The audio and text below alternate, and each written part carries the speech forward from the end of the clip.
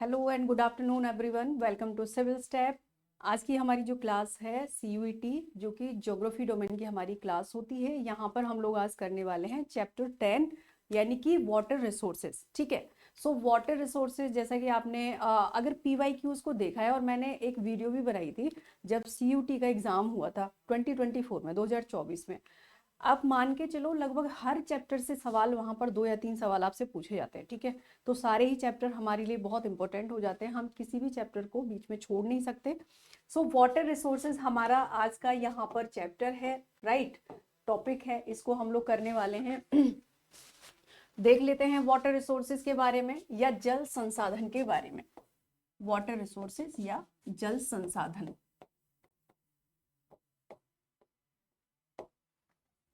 So water is a cyclic resource with abundant supplies on a globe. ये आपको पता है कि जो पानी होता है वो एक साइक्लिक रिसोर्स है। साइक्लिक रिसोर्स का क्या मतलब है? जैसे कि पानी वाष्पीकृत होता है, वर्षा होती है, फिर पानी पृथ्वी पर आता है, तो एक साइकिल ये चलता रहता है, राइट।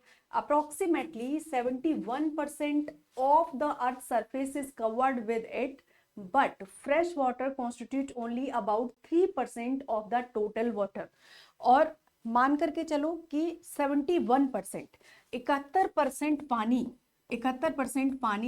पृथ्वी पर है, लेकिन इस 71% का केवल ओनली 3% ही पानी जो है वो आपका फ्रेश वाटर है, राइट। केवल 3% पानी ही पृथ्वी पर ऐसा है जो फ्रेश वाटर है, जो पीने योग्य है। In fact a very small proportion of fresh water is effectively available for human use. Even आप मान के चलो कि बहुत कम रेशियो ऐसा है, वेरी स्मॉल प्रोपोर्शन, बहुत कम अनुपात में जो फ्रेश वाटर है वो भी मनुष्य के यूज के लिए उपलब्ध है। ठीक है। The availability of fresh water varies over space and time.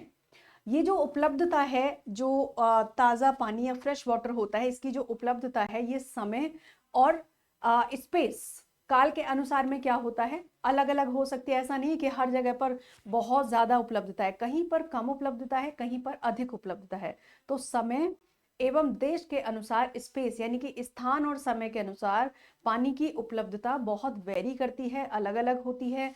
And यहाँ पर हम लोग इस डायग्राम के माध्यम से समझेंगे पृथ्वी पर पानी का जो अनुपात है उसको। ठीक है। यहाँ पर देखो, ग्राउंड वाटर है लगभग 30.1%, एंड जो आइस केप्स एंड ग्लेशियर्स हैं वो हैं आपके 60.7%। ठीक है। फ्रेश वाटर यहाँ पर आप देखेंगे, ये जितना भी पानी है इसका 3% पानी ऐसा है जो कि फ्रेश वाटर के अंतर्गत आता है, ताजा पानी के अंतर्गत आता है, right. And water resource in India, Bharat के संदर्भ में हम जल संसाधन की बात करेंगे, जल संसाधन के बारे में पढ़ेंगे कि भारत के संदर्भ में जल संसाधन की क्या स्थिति है। So India accounts for about 2.45% of the world surface area and 4% of the world water resource and about 16% of the world population, right। यानी कि अगर आप भारत के संदर्भ में देखते हो तो लगभग 2.45% पृथ्वी का, वर्ल्ड का जो सरफेस एरिया है वो भारत में, and 4% of world water resource about, जितना भी यहाँ पर आप देखें वर्ल्ड पॉपुलेशन का 16% यहां पर है, भारत में है, और वाटर रिसोर्स का 4% भारत में है, जितना वाटर उपलब्ध है उसका 4% भारत में उपलब्ध है। ठीक है। Total water available from precipitation in the country in a year is about 4000 cubic kilometre.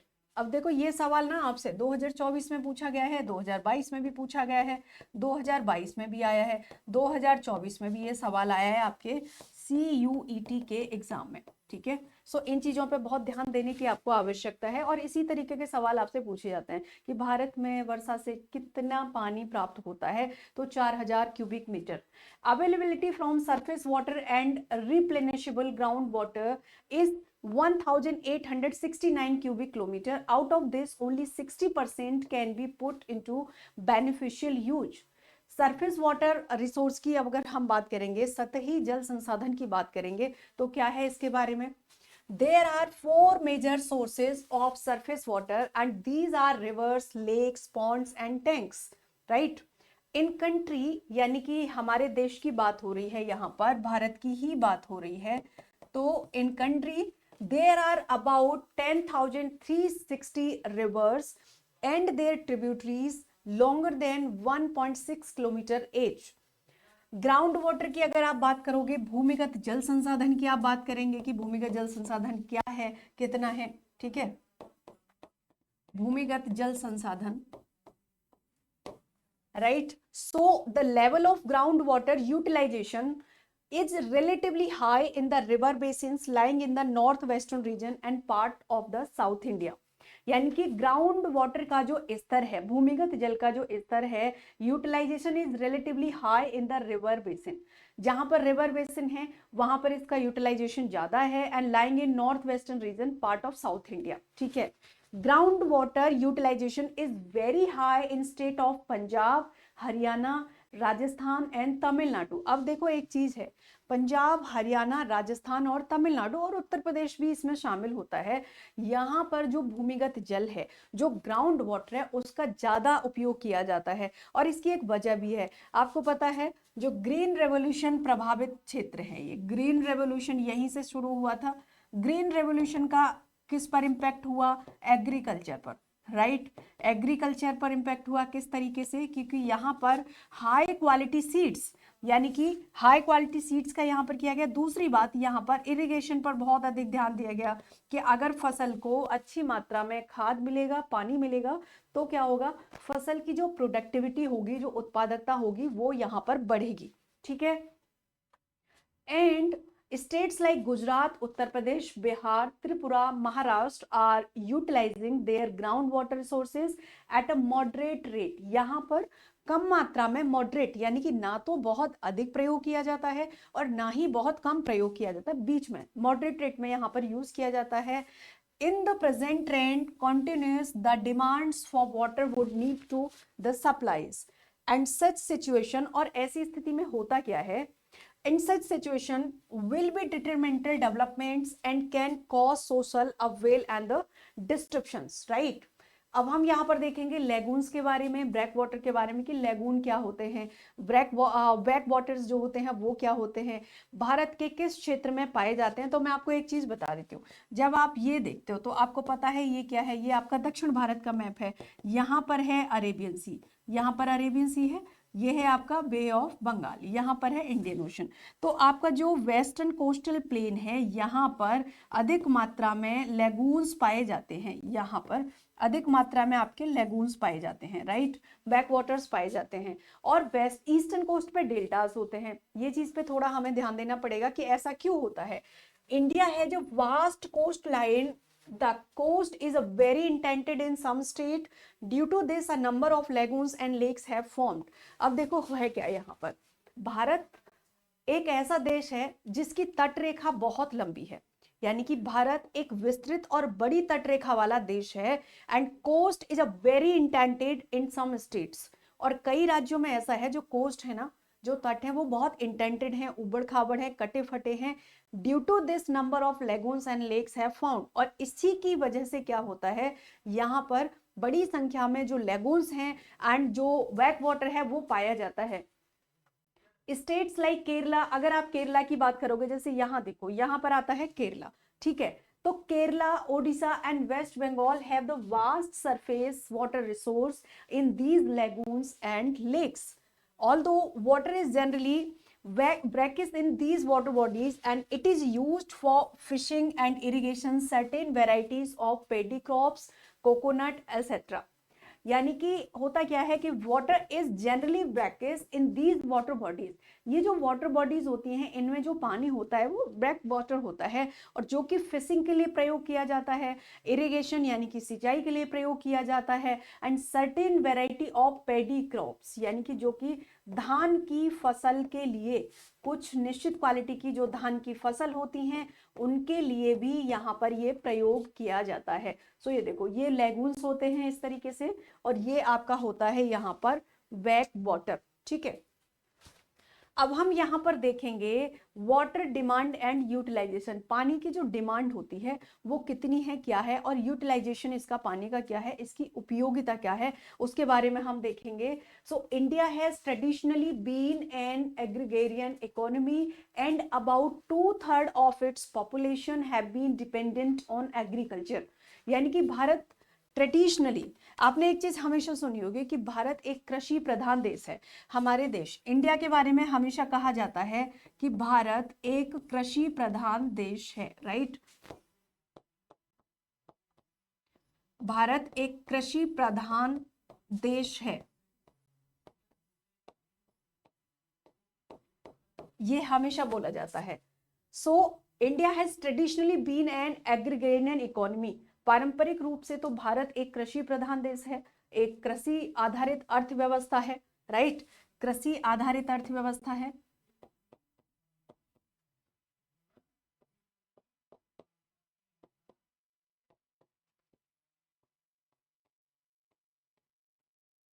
कृषि आधारित अर्थव्यवस्था है भारत। दूसरी बात आप देखेंगे यहाँ पर, and about 2/3 of its population have been dependent on agriculture. Bharat की जितनी जनसंख्या है उसका लगभग 2/3% ऐसा है जनसंख्या का जो डायरेक्टली और इनडायरेक्टली रूप से, प्रत्यक्ष और अप्रत्यक्ष रूप से कृषि पर, एग्रीकल्चर पर या खेती पर निर्भर करती है। Hence development of irrigation to increase agricultural production has been assigned a very high priority in the 5-year plans and multi-purpose river valley projects like the Bhakra Nagal, Hirakund, Damodar Valley and Nagarjun Sagar and the Indira Gandhi Canal project have been taken up। यानी कि ये जो irrigation का विकास हुआ है, सिंचाई का जो विकास हुआ, वो क्यों हुआ है, टू इंक्रीज एग्रीकल्चरल प्रोडक्शन।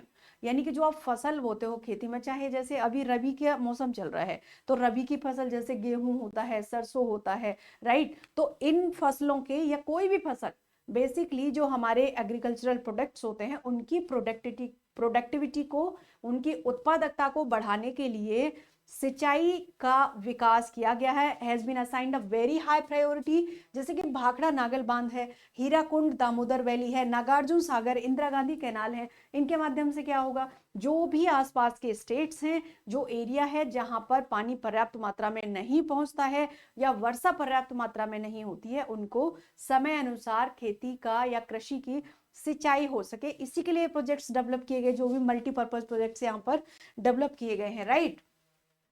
अब हम यहां पर देखेंगे agricultural accounts. So agricultural accounts for most of the surface and ground water utilization, it account for 89% of the surface water and 92% of the ground water utilization. यानी कि अगर आप कृषि के तरीके से इसको देखते हैं तो most of the surface and ground water utilization जो होता है, इसका 89% सरफेस वाटर का, एग्रीकल्चर की सिंचाई के लिए सतही जल का 89% प्रयोग होता है एंड 92% ग्राउंड वाटर।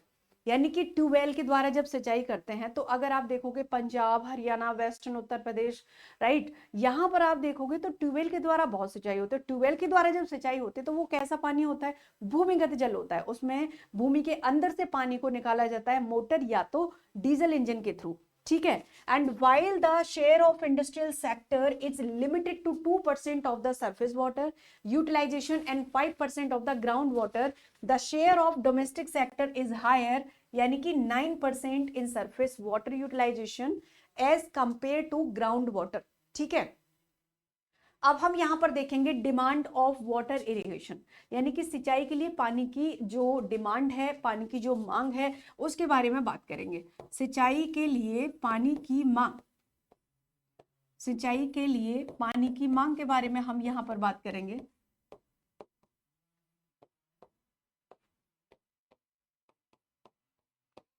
सिंचाई के लिए पानी की मांग या demand. So in agriculture what is mainly used for irrigation. खेती में, कृषि में पानी मुख्य रूप से सिंचाई के लिए प्रयोग किया जाता है and irrigation is needed because of the spatio temporal variation in rainfall in the country. और सिंचाई की भी आवश्यकता हमें क्यों पड़ती है कि हम ट्यूबवेल से सिंचाई करें या हम नहर से सिंचाई करें, क्योंकि हमारे देश में, भारत में जो वर्षा का वितरण है उसमें बहुत ज्यादा डिफरेंस है। ठीक है, ऐसा जरूरी नहीं है कि जहां पर फसल अच्छी हो सकती है वहां पर पर्याप्त मात्रा में वर्षा भी मिले। तो ये जो डिफरेंस है वर्षा की प्राप्ति में, रेनफॉल डिस्ट्रीब्यूशन में, इसकी वजह से क्या होता है, ट्यूबवेल्स के द्वारा, नलकूप के द्वारा, नल के द्वारा या तालाब, टैंक्स, नहर आदि के द्वारा यहाँ पर एक्सटर्नल वे में सिंचाई की जाती है। ठीक है, अब यहाँ पर आप देखो, ये मैप के माध्यम से आप समझो, ये है पूरा गंगा बेसिन, राइट, ये आप पूरा गंगा बेसिन है। यहाँ पर आप देखो, ये है नर्मदा तापी, इधर में ये गोदावरी बेसिन, यहाँ पर है कृष्णा बेसिन, पेन्नार, एंड ये है आपका Kaveri basin, right, Mahanadi basin है यहाँ पर आपका। And in Punjab, Haryana and western Uttar Pradesh, more than 85% of their net shown area is under irrigation। मतलब कि पंजाब, हरियाणा और पश्चिमी उत्तर प्रदेश या वेस्टर्न उत्तर प्रदेश जब आप देखते हो तो यहाँ पर जितने भी कृषि होती है, जितने भी खेत होते हैं, उन खेतों में जितनी भी सिंचाई होती है उस सिंचाई का 85%, 85% जो होता है वो इरिगेशन पर डिपेंडेंट है। ऐसा नहीं है कि यहाँ पर जो पानी मिलता है वो रेनफॉल से मिलता है, नहीं, यहाँ पर रेनफॉल से नहीं बल्कि यहाँ पर इरिगेशन होता है। कितना? 85%, राइट, 85% इरिगेशन होता है। Wheat and rice are grown mainly with the help of irrigation in these states. और इन राज्यों में गेहूं और व्हीट एंड राइस, गेहूं और चावल की जो खेती की जाती है वो बेसिकली इरिगेशन बेस्ड की जाती है। जैसे अभी रबी की फसल चल रही है, गेहूं है, तो गेहूं जब बोया जाता है तो भी सिंचाई की जाती है, राइट, उसके बाद फिर 1-1.5 महीने बाद सिंचाई की जाती है। ऐसा नहीं कि बारिश से गेहूं को पानी मिल जाएगा, या जब किसान कोई गेहूं बोता है तो उसको ये पता होता है कि बारिश हो जाएगी, नहीं, पहले से ही तैयारी होती है कि हमें पता है कि हम अपने फसल को पानी दे सकते हैं। सेम चीज जब आप चावल बोते हो तो उसके साथ भी होता है। तो पंजाब, हरियाणा, उत्तर प्रदेश में बेसिकली गेहूं और चावल की जब बात आती है तो ये दो फसलें ऐसी हैं मुख्यतः जो कि सिंचाई पर आधारित है, ना कि इनको वर्षा के द्वारा पानी मिलता है या वर्षा के द्वारा यहाँ पर सिंचाई होती है। ठीक है, and of the total net irrigated area 76.1% in Punjab and 51.3% in Haryana are irrigated through wells and tubewells। इस पूरे क्षेत्र की अगर आप बात करोगे सिंचाई की तो यहाँ पर जो इरिगेटेड एरिया है पंजाब में वो 76.1% है, 76.1%। और अगर हरियाणा में जितनी सिंचाई होती है वहां पर 51.3% पानी है। And this shows that these state utilize large proportion of their ground water potential which has resulted in a ground water depletion in these state. यानी ये रेशियो जो है ये आपको क्या दिखा रहा है, ये रेशियो ये दिखा रहा है कि जो पंजाब है, हरियाणा है, उत्तर प्रदेश है, यहाँ पर बहुत बड़ी मात्रा में भूमिगत जल का प्रयोग सिंचाई के लिए किया जा रहा है। इसका सीधा सीधा असर कहां पड़ेगा कि भूमिगत जल का जो स्तर है वो डिप्लीट होगा, यानी कि वो नीचे जाएगा, राइट। तो एक समय पर क्या होगा, यहाँ पर पानी की डिमांड बढ़ना शुरू हो जाएगी और सप्लाई कम हो जाएगी, यानी कि पानी की कमी होना यहाँ पर शुरू हो जाएगी। ठीक है, तो ये एक प्रॉब्लम यहाँ पर है। इसके बाद हम देखते हैं the over use of ground water resource has lead to decline in ground water table in these states. यानी कि जो ग्राउंड वाटर रिसोर्स होता है, जो भूमिगत जल संसाधन होता है, इसके अधिकतम प्रयोग से, अधिकतम उपयोग से has to lead declined ground water table in these states. जैसे कि मैंने अभी आपको जस्ट 1 मिनट पहले बताया कि अगर ग्राउंड वाटर का ज्यादा प्रयोग यहाँ पर किया जाएगा, ज्यादा यूटिलाइज किया जाएगा, तो यहाँ का जो ग्राउंड वाटर टेबल इंडेक्स है वो लो हो जाएगा, वो नीचे चला जाएगा, तो यहाँ पानी की कमी होना शुरू हो जाएगी। ठीक है, in fact over withdrawals in some states like Rajasthan, Maharashtra has increased flourished concentration in groundwater, and this practice has lead to increase the concentration of arsenic parts of West Bengal in Bihar।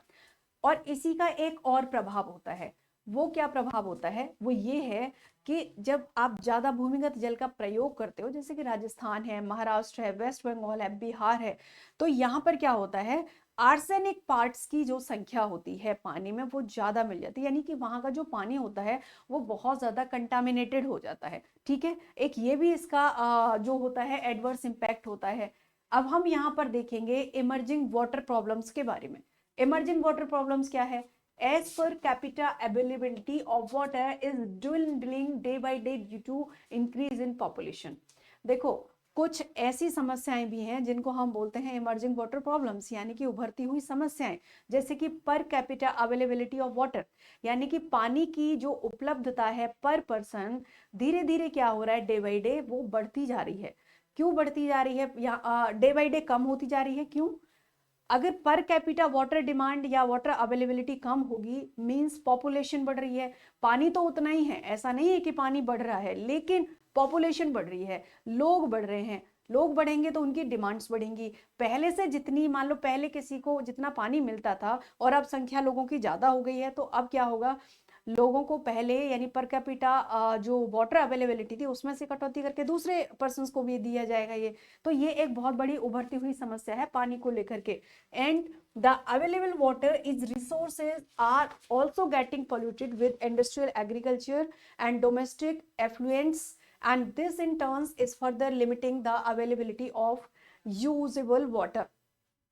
यानी कि उपलब्ध पानी संसाधन जो होता है are also getting polluted with industrial agricultural and domestic effluents, and this in turns is further limiting availability of usable water, right. अब हम यहाँ पर बात करेंगे डिटेरियोरेशन ऑफ वाटर क्वालिटी की। तो डिटेरियोरेशन ऑफ वाटर क्वालिटी क्या है, इसके बारे में देख लेंगे कि पानी की जो गुणवत्ता है वो धीरे धीरे क्या हो रहा है, कम हो रही है, पानी की गुणवत्ता यहाँ पर खराब हो रही है। So water quality refers to purity of water, यानी कि जो पानी की गुणवत्ता है बेसिकली वो टू प्योरिटी ऑफ वाटर को डिनोट करती है, और water without unwanted foreign substances and water gets polluted by foreign matters such as the micro organism and chemicals, industrial and other waste. Such matter deteriorates the quality of water and render the unfit for human use, right? When toxic substances यानी कि जो जहरीले पदार्थ होते हैं, toxic substances होते हैं, enter lakes, जब ये किसी लेक में, किसी झील में, किसी धारा में, किसी नदी या सागर महासागर में एंटर करते हैं, या किसी भी प्रकार की वाटर बॉडी में जब टॉक्सिक सब्सटेंसेस मिलते हैं, जाकर के एंटर करते हैं, सो दे कैन डिसॉल्व और लाई सस्पेंडेड इन वाटर। तो क्या होता है, वो वहां पर सस्पेंडेड हो जाते हैं या उसमें डिसॉल्व हो जाते हैं, और इसका परिणाम क्या होता है, वाटर पोल्यूशन। इसकी वजह से क्या होता है, जल प्रदूषण, इसकी वजह से फैलता है जल प्रदूषण, राइट। इसी की वजह से होता है जल प्रदूषण। अब हम यहाँ पर बात करेंगे वाटर कंजर्वेशन एंड मैनेजमेंट की, किस तरीके से पानी का संरक्षण किया जा सकता है और किस तरीके से पानी को प्रबंधित या मैनेज किया जा सकता है। So there is the declining availability of fresh water and increasing demands, यानी कि धीरे धीरे क्या हो रहा है, फ्रेश वाटर की जो उपलब्धता है, जो अवेलेबिलिटी है वो तो कम हो रही है, लेकिन डिमांड बढ़ रही है। डिमांड कहाँ से बढ़ रही है, क्योंकि पॉपुलेशन बढ़ रही है। पॉपुलेशन बढ़ रही है तो लोगों को पीने के लिए पानी चाहिए, ह्यूमन यूज के लिए पानी चाहिए, राइट। तो यहाँ पर जो फ्रेश वाटर अवेलेबिलिटी है वो डिक्लाइन हो रही है और ह्यूमन डिमांड्स बढ़ रहे हैं यहाँ पर, and the needs has arisen to conserve, effectively manage this precious life-giving resource for sustainable development. Given that water availability from sea and ocean due to high cost of desalination and is considered negligible, India has to take quick steps and make effective policies and laws and adopt effective measures for its conservation. ठीक है, यहाँ पर आप देखो इस तरीके से city of Varanasi and other big cities, यहाँ पर Ganga and tributaries town located on them, right. यहाँ पर आप देखो ये जो है शहर, ये गंगा नदी के किनारे बसे हुए शहर है, राइट। पुअर क्वालिटी वाटर, यहाँ पर यमुना के किनारे जो शहर बसे हुए हैं इनको यहाँ पुअर क्वालिटी वाटर यहाँ पर मिल रहा है, राइट। दूसरी बात, प्रिवेंशन ऑफ वाटर पोल्यूशन की बात हम जब करते हैं तो कैसे यहाँ पर पानी का जो प्रदूषण होता है उसकी रोकथाम के उपाय क्या हो सकते हैं या किस तरीके से रोकथाम कर सकते हैं। Available water resources are degrading rapidly, यानी कि जो पानी उपलब्ध है, जो जल संसाधन अभी उपलब्ध है वो बहुत तेजी से क्या हो रहा है, डिग्रेड हो रहा है, बहुत तेजी से प्रदूषित हो रहा है। And the major rivers of countries generally retain better qualities in less densely populated upper stretch of the valley hilly areas. जो मुख्य नदियां हैं देश की, जनरली वहां पर क्या हो रहा है, रिटेन बेटर, अभी भी वहां पर पानी की जो गुणवत्ता है, जो क्वालिटी है, वो काफी अच्छी है। एक तो लोग कम है वहां पर, प्रदूषण कम है वहां पर, राइट। जबकि आप जब प्लेन में जाओगे, मैदानों में जब आप जाओगे, मैं यहाँ पर, तो river water is used intensively for irrigation. मैदानों में, प्लेन्स में नदियों का जो पानी होता है उसको सिंचाई के लिए बहुत गहनता के साथ यूज किया जाता है, and drinking, domestic and industrial purpose के लिए भी यूज किया जाता है। So drain carrying agricultural like fertilisers, insecticides, domestic solid and liquid waste, industrial effluents join the river. और इस वजह से क्या होता है, मान लो आप कृषि के लिए, सिंचाई के लिए नदियों का पानी यूज करते हो, अब नदियों में आप फर्टिलाइजर्स का प्रयोग करते हो, तो जब रन ऑफ के साथ वो पानी बह करके जाता है तो नदियों में मिलता है, वाटर बॉडीज में मिलता है। उसी तरीके से जब आप ड्रिंकिंग के लिए, डोमेस्टिक यूज के लिए वो पानी यूज करते हो, तो घरों में जो सॉलिड लिक्विड वेस्ट पानी में डिसॉल्व होता है, मिलता है, वो भी जाकर के कहाँ मिलता है, फिर वो भी जाकर के किसी ना किसी वाटर बॉडी में मिलता है। तो मैदानी क्षेत्रों में पानी के जो गुणवत्ता है वो काफी तेजी से खराब हो रही है, काफी तेजी से गिर रही है, ठीक है।